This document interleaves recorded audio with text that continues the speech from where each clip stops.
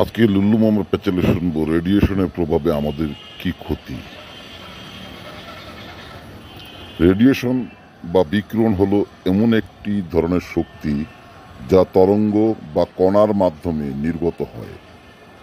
এর কিছু প্রকার যেমন সূর্যের আলোক বা তাপ বিকিরণ আমাদের উপকারে আসে, কিন্তু অতিরিক্ত বা ক্ষতিকর রেডিয়েশন মানুষের স্বাস্থ্যের জন্য মারাত্মক ক্ষতির কারণ হতে পারে।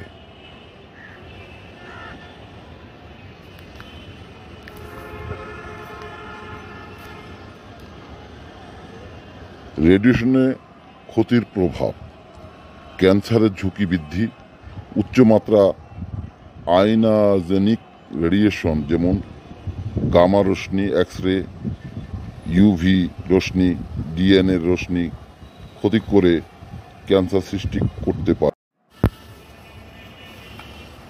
শারীরিক কোষ ধ্বংস: রেডিয়েশন কোষকে ধ্বংস করে, যা কোষ বিভাজনে বিঘ্ন ঘটায়, যা অঙ্গ প্রত্যঙ্গের কার্যক্ষমতা নষ্ট করতে পারে।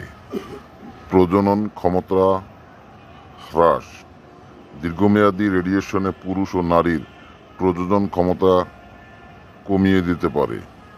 শিশুর জন্মগত ত্রুটি: গর্ভবতী মা যদি রেডিয়েশনের সংস্পর্শে আসে তাহলে শিশুর শারীরিক বা মানসিক বিকাশের সমস্যা হতে পারে।